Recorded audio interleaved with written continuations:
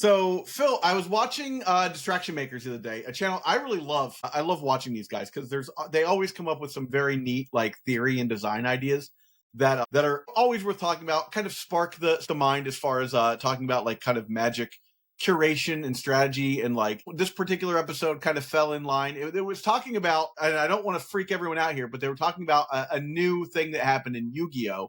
They think could cross over to Magic in several different ways and to varying degrees of success.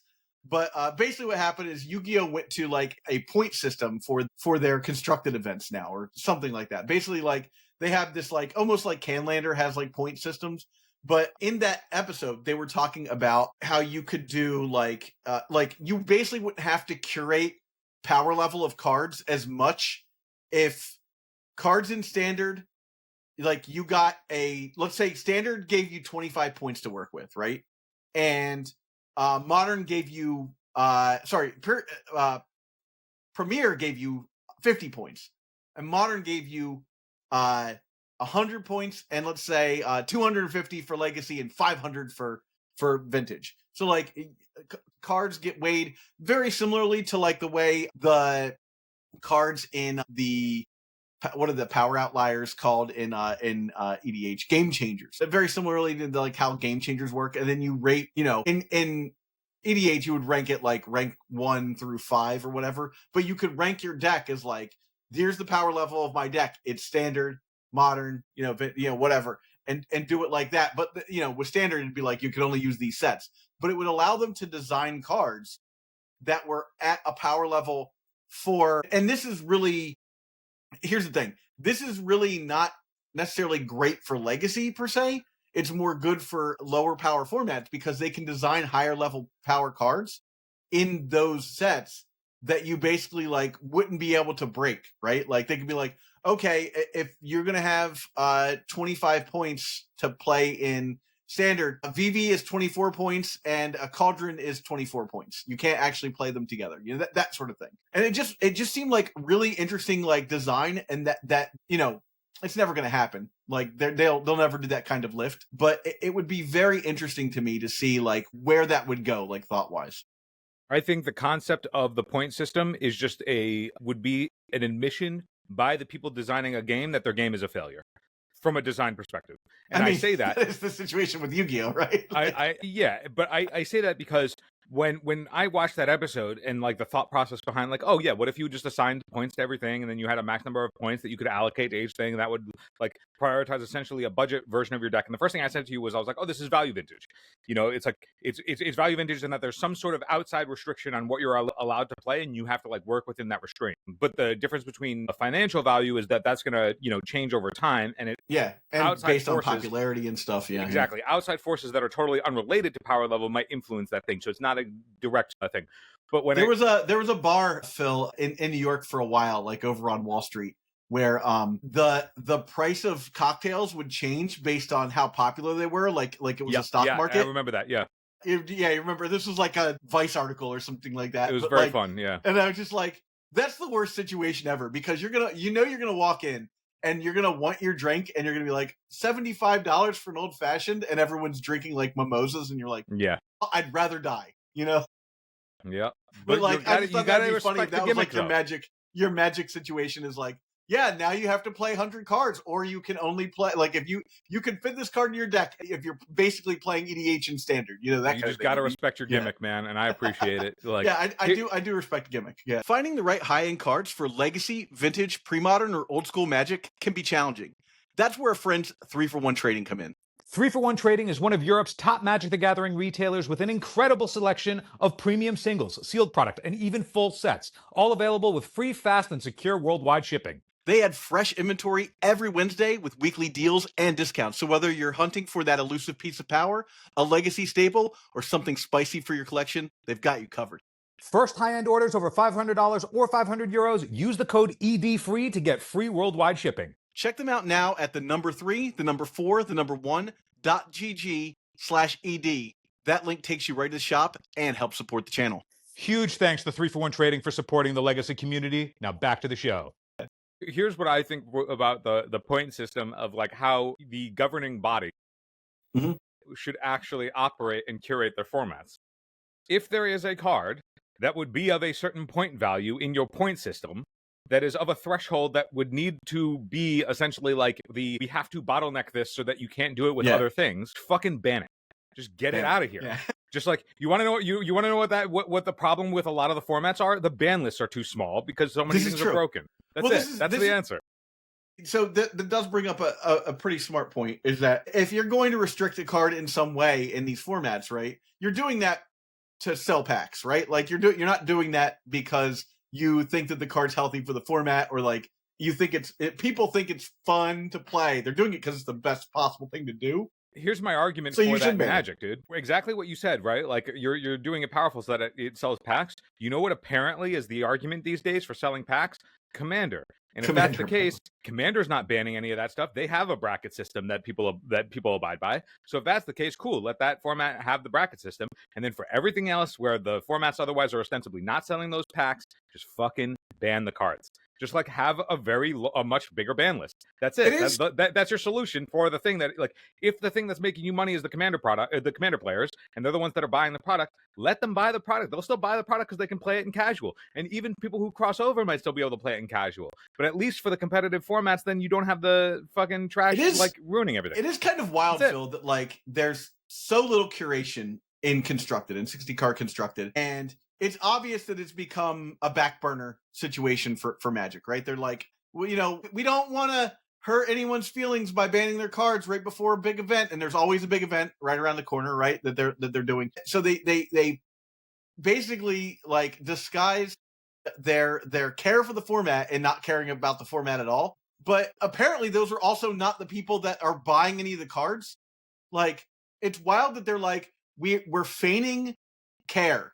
Right, we're being mindful of banning things that, you know, could ruin someone's time. Blah blah blah blah blah. Right, but those aren't the people. Like they've said it. They're like, you know, 60 card players don't even buy cards. They don't even buy packs. You know, like they're basically like, those are the people who don't actually contribute to the stockholders. Right, the people that contribute to the stockholders are the EDH players. So why not take those big swings? Because you're only, even if you're upsetting, if you're doing it wrong, you're upsetting a large swath of the player base. It's a small portion of the actual game's player base. So why not do it? Why not take the swings? You know? Yeah, dude, this was a pivot thing. You really were like, yo, Phil, let's talk about this point system because I think it's really engaging. And then, but like, I'm over here being like, you know, if you would have to implement all these like weird circumstantial like point systems around trying to like power level set your game, it's just an admission of abject failure. Just like fix the problems by getting rid of them. That's it. That's all you gotta do. And it's okay. Like there's something about like how it's like just admit failure. For God's sakes, like why is everyone such a narcissist? They can't be like, hey, we screwed up design and we're gonna try better and we're gonna ban these cards. Also, sorry, like we fixed that. It can also just be of like there's this weird thing where it's like to ban is a big deal. And I think that, like, if you just viewed things through, like, there isn't a stigma to banning something where, like, this sucks, we don't want it around, so we're getting rid of it, and that's okay. Like, if we just accept that, like, that stuff is fine, and when it happens, rather than, like, this huge monumental, like, seismic shift in the, like, you know, tectonic ethos of whatever format they're talking about. Like, who gives a shit? Like, this stuff is bad, it makes the format bad, people don't like it, and they leave, and then it would be better if that didn't happen. Like, that's the thing is like they don't really think about the people who leave the game silently because they're just done. They're like, bro, you know what? I don't like this at all. I'm just out. They only care about people sending them pizzas. Bro, I'll be totally squared with you. If it wasn't for this podcast, I would have left Legacy a while back. Sure. I kid you not. Totally fair. Like, yeah. I am like one of the most entrenched. Like there are alternatives to play. And if it were not for wanting to stay up to date for this podcast, thanks for pre-modern. Like I still like love theory crafting and all of that stuff, but the actual gameplay of games I find to be rancid. It has been rancid for a long time. And if it were not for like us endeavoring into our podcast and wanting to like build the community around like, you know, eternal formats in general and like the theory crafting behind the game, which I still find like extremely engaging, the format itself as it stands is just absolutely, I think, insert adjective, I think that's the case with a lot of legacy content creators, actually. I love the format for what it is, but I also do realize that like it is not fun for a lot of people, and it's not fun for me to see the exact same thing over and over and over again. Like the repetitiveness of it is unfun for me, but I think I would still be playing it just because it's something that I like. I I can engage with when I especially through Magic Online because I don't have a local. So I'm not disheartened by the fact that like my local doesn't fire all the time because I don't have a local that actually plays. But I think like if you look at a lot of the other podcasters, like many of them aren't going to Eternal Weekend. Like it's not that big of a lift. Like I'm not financially like the best off in the world, but I'm able to make it to Eternal Weekend once a year, right? Like there's planning that can be done to make sure that you make it to this event. So when a lot of people aren't making it to this event, that really speaks. A lot of people that are content creators aren't making it to this event. That really speaks to what's going on with the format to a point where like if the format was really fun, I think those people would be invested enough that they would show up to play in the tournament. So I think it really speaks to how terrible the format is that people are like, I'm gonna pass on this one. Like I appreciate that like people are winning and having a good time. Those people are few and far between. I'm not one of them, so I'm gonna bow out. For me, it's like this is it. This is my time to shine. When all the big dogs go, it's my chance to like get in there and punch totally. up a little bit. There's something like, especially with like, I feel like this, like had they actually taken some amount of action to try and fix this format in a way that was like earnest and thoughtful, I think we would be like super hyped for the fact that then they decided to shift it back to like a Grand Prix style two-day event. That's big too. Yeah. Like I feel like that when they announced that, and then the sitting on it, and then as we're getting closer to that, and then we talked previously about like, oh yeah, we're playing it out no matter what. Like we're doing the Eternal Durdles mantra of like we're going all the way to the end no matter what our records are. I'm like, oh, but that's so sick that like it's going back to the 2-day event, because then even if you like are eliminated early from top 8ing, you can still like get into day 2, which itself is sort of like a little badge of honor for something. But like, and you played for points because you could get buys in other Grand Prix. That was like the whole reason why you played it out, because your Planeswalker points mattered. Like your wins match to match actually mattered because you could bank those points to get buys at other Grand Prix. And if you went to 3 or 4 Grand Prix a year, that really mattered. That gave you like all of my day 2s were backed by having 2 buys when I walked into a tournament. So now I only have to go 5-2, right? Like that's a little bit easier than going 7-2. So for me, that's one of the things that we really lost when we lost Grand Prix was like that, like I'm going to play this whole thing out. Like a lot of people would stick around till the end of the tournament to get those 40 points a win, or whatever off. And I think that that's something we really lost when we lost Grand Prix and when we lost like the easy path to the Pro Tour, the like not easy. It wasn't easy to win a Pro Tour, but the like do this, then this happens and you go to the Pro Tour. Now it's like, bro, I don't know. I still don't know how you get to the Pro Tour. Is it you win an RCQ when you get to the Pro Tour? I honestly do not know because I've never played an RCQ. I used to grind like there was a month after cons came out where I played in 6 over the course of 2 months. I played in 6 Pro Tour qualifiers. I have not played in a Pro Tour qualifier in, like, come on. You're making me think that all the people that ultimately end up getting to the Pro Tour for any given Pro Tour, it's like, oh, these are the best players in the world playing in the Pro Tour. And I'm like, are these the best players in the world or just the people who understood how to get there? There's that. There's the people who understood how to get there, and there's also the people who can devote that kind of time, right? Like, I'm at a place in my career and in my life where I cannot devote the amount of time and the money it costs to have a modern deck and to have a standard deck and to play Legacy and to make a podcast. And like, you just can't, like, even if you look at like Brian Kibler is a perfect example, right?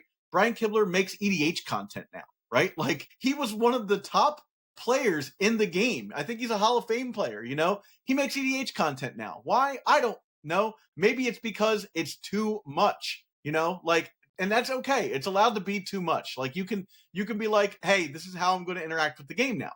That's totally fine. But I think that more and more people are doing that because one, the state of the game and the curation of the game. This is the thing where we talked about, like, we spent a week last week, like, working on like what we want to do with the podcast over the next couple of months / year.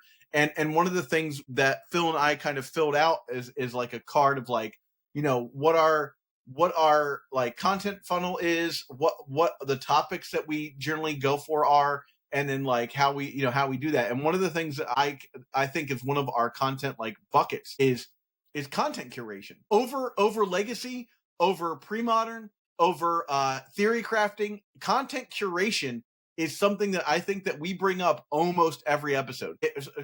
Format curation, because if a format is curated properly, pre-modern is a great example of a really well curated format. And it's not like he's doing a ton, he just created a very good format that's very balanced and very fun to engage with. If a format's curated properly, then people want to play it. Like, I would guess, Phil, that there are going to be more people next year for the pre-modern championships than there will be at Eternal Weekend for Legacy. So I would argue that I would... What do you think? Punch a hole in that a little bit. And you don't think format curation is our big bucket? No. I think that's a big bucket. But when we say that, like, pre-modern is a very good format, there are power outliers and such in pre-modern. I would say that more so than pre-modern being a good format, it is. But I think it's more so that by comparison to the stuff that, like, Legacy or whatever, I wouldn't say that Legacy is a bad format, even though, like, I think that the current patterns of it are rancid. I don't think Legacy is a bad format. I think there are cards that make it bad. Yeah. Like, I think it's poorly curated. It's poorly, like, to me, I think that, like, and the reason that we constantly bring it up is because we see a horizon where, like, if legitimate, earnest curation was catered for to Legacy in a way that, like, was meaningful and thoughtful, that it would be a good format. And we are constantly bringing up format curation because we're just looking at this horizon line that we can see of, like, the potential of what it could be, and we're fantasy booking this format that, like, we know is possible, and they just need to get the shit out of the way. It's like, we're just, like, the format is just entrenched in muck, right? Like, it's got mud all over it, and we, like, see a shower, and we're like, well, we could just shower, we could just clean this up. But every time WotC, comes up to the plate, they're like, you know what? Or here's a dry washcloth. People want to travel to events and be covered in mud, and we want to let people who are covered in mud go and play in these events filthy. But it's just like, I don't know. That's a stupid analogy, but you know what I mean. Like, Phil, I think that's where we see it. It's like nobody is looking at pre-modern going, oh man, like, we just need, like, we see this future that could be bright and wonderful. It is already. So it's like, okay, cool. And, like, now everybody gets to explore this, this world of, like, interesting endeavors of, like, trying to bounce back and forth between the metagame of, like, what's working and what's not within the context. Like, it's an evolving, interesting, compelling thing that isn't toxic, and Legacy is. Phil, I don't want to punish anybody per se, but I was thinking about, that meme every time, like, we're in a government shutdown right now. That meme about government shutdowns? It's like, whenever there's a government shutdown, none of the Congress people should get their paychecks. And it's like, sure, I mean, in theory, I guess I believe that would be wonderful. Wouldn't it be great if there was, like, a metric for that, for, like, a format? It was like, whoever, like, wrote the last ban announcement, if the format's great and it's doing well, and whatever metric we can use to determine that, they get a bonus. If they do a good job on the format, they get a bonus. I'm not even going to talk about what I think should happen if they don't do a good job, because whatever. Like I said, I don't want to punish people. But, like, if you do a good job and you take the risks to make the format good, you should, like, something good should happen to you. Eternal Durdles is proud to be sponsored by Moxfield. Moxfield is the best Magic the Gathering deck building website on the internet. You can create, share, and find decks from Commander to Legacy, and even fan-supported formats like Pre-Modern and Old School. You can see all of our decks on our Moxfield. Follow the links below to stay tuned. But they don't do that. They're like, it's too risky. I don't want to do it. Like, what do I get? What does Carmen get if Legacy is good? Nothing, probably. I hear what you're saying. I actually think, like, going back to it, I just don't know what the like hold up is to take more action. We talk about it a lot. Like, just take more action, just try stuff. And I honestly don't legitimately know what the hold up is, because they've whenever it can't be monetary. That's not their responsibility.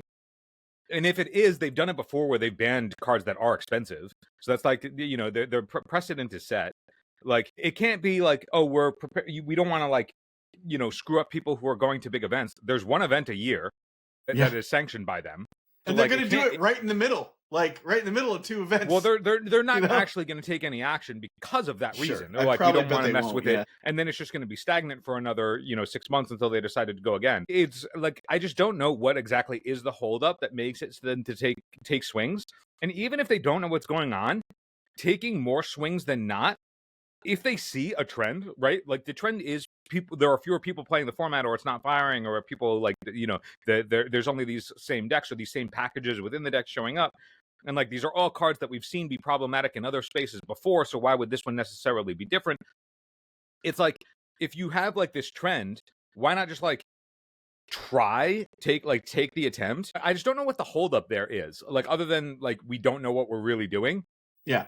But even if you don't, I think that is the answer. It's like, they're like, they don't want to give up control, because if that was even an option, they would have done it, right? Like, they don't want a legacy panel. It's not going to stop me from like railing for it, like, but I think if they were serious about wanting the format to be better, a panel is the only real option, because they're not paying people. I don't think so. Well, let me finish my statement here then. Zach, I got to be combative with you. How else are we going to, rage bait people? You can certainly disagree with me after I finish the rest of the statement. They don't want the legacy panel because they could make the format good if they wanted to, by just being like, hey, it's these people's fault, right? Like, if it's bad, the panel did it. They could scapegoat the panel. I think I forgot what I was gonna say when you interrupted me. I don't know. Sorry, that was the plan. So I'm just an effective debater.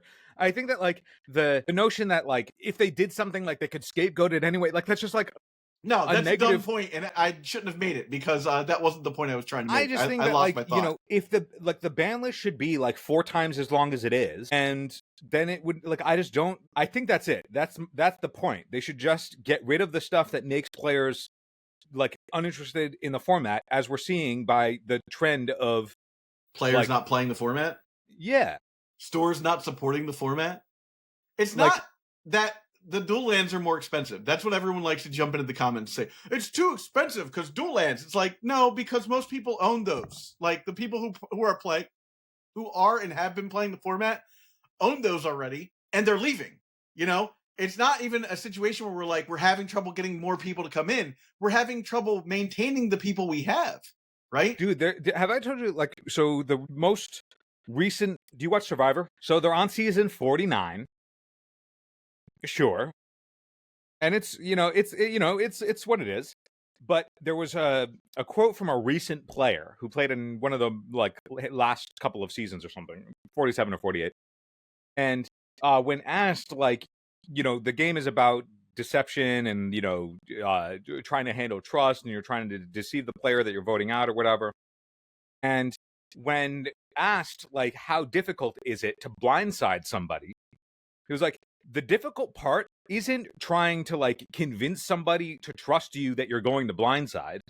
The difficult thing in the game is convincing the people who you're already aligned with to continue trusting you. The expectation is that everybody will be blindsided, or somebody will try to blindside them. So like, they found that like the difficult thing, the hardest part of the game for them was actually like, if you become a very good liar, you eventually, the efficacy drops off pretty quickly. Yeah, like, right? They were like, I had no intent to blindside one of my alliance members, and I remember how difficult it was to just convince them that was true. So they were like, I'm aligned with this person. I have actual no intent to like fuck with them, but I like most of my time was spent trying to convince them that what we already had established and was going was good. And like, I don't know, I feel like WotC is just like, they have like, I just keep feeling like WotC is just continuously blindsiding us by like telling us things that I know not to be true. and then having to somehow believe them because we want to hope that it's right, and then we just constantly get blindsided over and over and over again. And then I'm like, at what point are we just like, you know what, we got to vote them off the island? Yeah. So the point I was gonna make, right? Yeah, make that point. Let me make that. So it's obvious that they don't want the legacy panel because they could have it, right? Like they could pick people and they could have it, and they could have a well written article, right? The article is proof positive that like whoever is making that decision, I don't know who it is specifically. It doesn't necessarily have to be the person that wrote it, right? Yeah. But whoever is making that decision at the end of the day is not playing legacy. Is not in the trenches, as it were, right?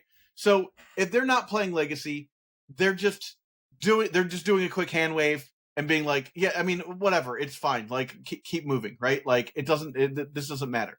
So they could have that pretty easily at a low lift. It wouldn't cost them anything, maybe a little bit of time, but I think that what it is part of this is like, corporate stuff, right? Like the people the people that get to make these decisions now are not Wizards of the Coast employees. They're Hasbro employees that are being like, we're not giving any resources for someone to conduct a panel, like that's a meeting we're not having, like if that's a every 3 months meeting, we don't have it on the schedule for as a thing that like we're going to do, and we're not giving someone the time off to do it. They're already pushing their designers to make 2.5 times the amount of content every year beyond whatever the last year was. Like every year it seems like you're getting what, like if you get 1,000 cards in one year, you're getting 2,000 this year, you're getting 4,000 next year, you're getting 8,000 the next year.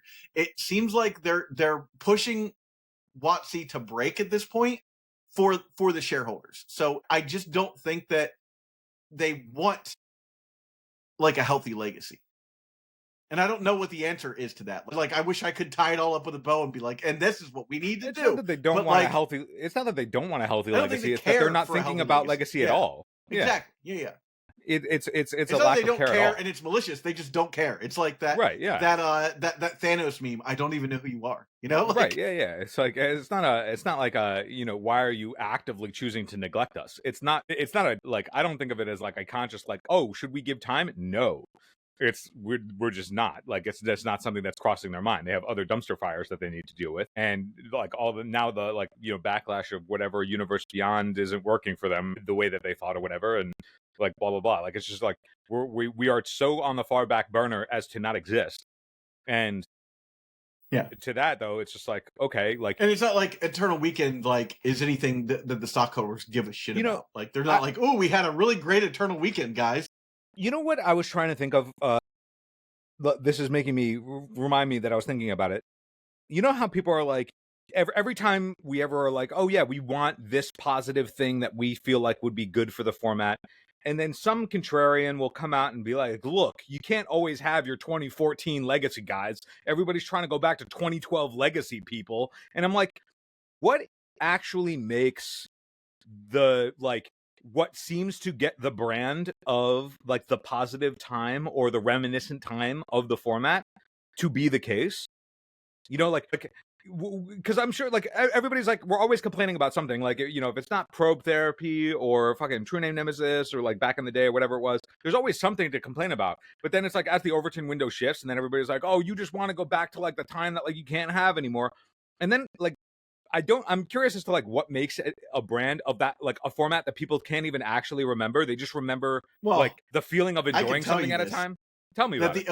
The Overton window shifts constantly. And Phil, in like 7 years, when we're still doing this podcast in 7 years, we will pine for this time in Legacy. Because we're like, everything is now like things are happening so fast, that we will not, because, and here's my POV as to why we will not. Yeah. At the time, you can only win on turn one. So when the Overton, and this came up, actually, this was like a thing on 90s MTG where there was like a debate happening in the chat during games or whatever, where it was like essentially like at a time where like back before they like power crept all of the black cards, right?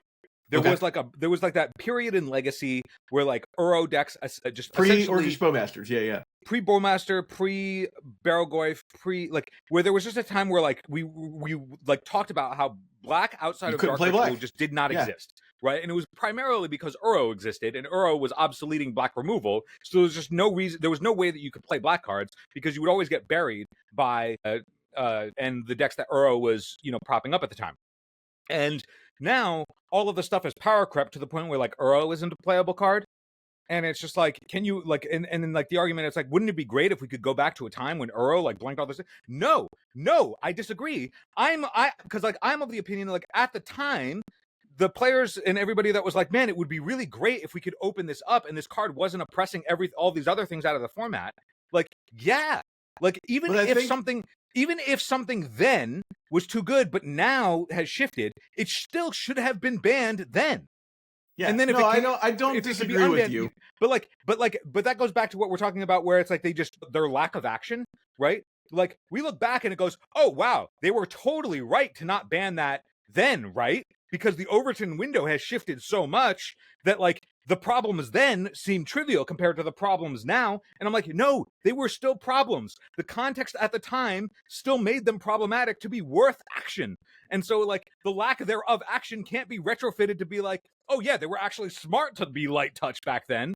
No, they should have fucking banned that shit then too. Yeah. You know, it's like, that's what I mean by like, it should have, like the cards that are on the ban list now, everybody's like, oh man, Expressive Iteration, why is that still on the ban list? Oh, Dreadhorde Arcanist, why is that still on the ban list? Like all of the stuff that they're like, oh yeah, all that stuff could come off. And we've talked about that before. It's just like, yeah, at the time, if the stuff should have gone, it should go. And just because it's not unbanned now, like everybody's like, oh man, Deathrite Shaman could totally come off and it would be a check on the format. And it's like, well, if Deathrite Shaman needed to go then, good. And if stuff needs to go now, good. Get the shit out of here. Just like the stuff that makes people like dislike or not want to play the format, just get it the fuck out. Like to me, there's no rationale if somebody's like, man, these cards are just like an oppressive thing that make the format like toxic or terrible and not wanted to be played. Like the primary goal of format curation in my mind should be, we want the maximum number of players to want to play and engage with the format in a way that's fun, not in a way where they're like, oh, this is bad. And I just like, I hope they get better at it. Like the one part about like why pre-modern I think is great is nobody's going, man, this format would be really great if only this thing happened. If only they did stuff to this to make it better, then it would be great. No, it's just good because that doesn't have, that's unneeded. Yeah. Well, what do you guys think? Oh, yeah, Should we have did a make any system? Sense right there? Did any of what I just said make sense? My voice is now 2 octaves down, so I've calmed down. My blood pressure is back to normal. Did any of what happened just make sense? Yeah. I don't know. If we do a fugue state. Should we really? Should I be voted off? Like, should Zach get a new co-host? Get in the comments. No, I couldn't imagine. Yeah. You know, what do you think? Point system for Legacy? Ban it all and let God sort them out. In the comments below, what do you think should be banned? Yeah, get those comments going. Yeah. But beyond that, please like the video. Subscribe to the podcast. Join or dislike the video. Dislike the video too. Or thumbs down it. Yeah. Why not? Yeah, thumbs it down. Tell us in the comments what you really think of us. If you like this episode or episodes like this, you can join us at patreon.com/EternalDurdles, where you will get a additional 15 minutes every week of me and Phil ranting our brains out, and you will get access to our sideboard guides that we're doing for pre-modern right now. We're going to end up doing sideboard guides for other formats as well, but we're going through all of pre-modern right now. So you'll get our extended sideboard video for our Monday pre-modern Monday videos. Yeah, thanks for watching, everybody. Thanks for the support, and we'll catch you on the flip. Before you go, I need some help. Please subscribe to this channel and do your part to help sustain the Legacy content ecosystem. Just subscribing to this channel goes a long way to reminding YouTube that people love and support this format. Now, if you really want to go the extra mile, you should think about supporting us through Patreon. Both the links for subscription and Patreon are right here. And if you're listening on an audio format, you can go to patreon.com/EternalDurdles. Thanks so much for watching.